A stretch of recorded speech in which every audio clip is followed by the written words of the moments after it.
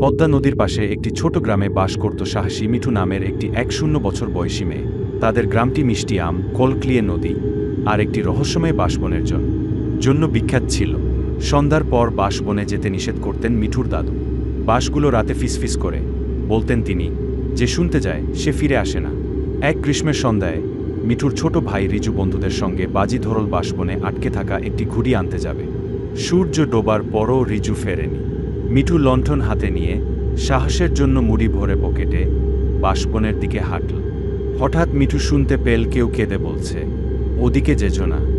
কান পেতে শুনে বুঝল রিজুর কণ্ঠ। তাড়াতাড়ি এগোতেই দেখল রিজু কাঁপছে একটি বাঁশের গোড়ায়। একজন ছুঁইচি ডাইনি আমাকে তাড়া করছে, সে চিৎকার করে উঠল। মিঠু লণ্ঠন উঁচু করতেই দেখল সামনের গাছের ডালে ঝুলছে একটি পুরনো শাড়ি, হাওয়ায় দুলছে তা। আর বাঁশে। মিঠু লণ্ঠন উঁচু করতেই দেখল সামনের গাছের ডালে ঝুলছে একটি পুরনো শাড়ি, হাওয়ায় দুলছে তা। আর বাঁশের থেমে গেল। শুকনো মালাটি হাওয়ায় মৃদু করে নড়ল। পরদিন সকালে মিঠু আর রিজু বাঁশবনে এল নতুন খোঁজে।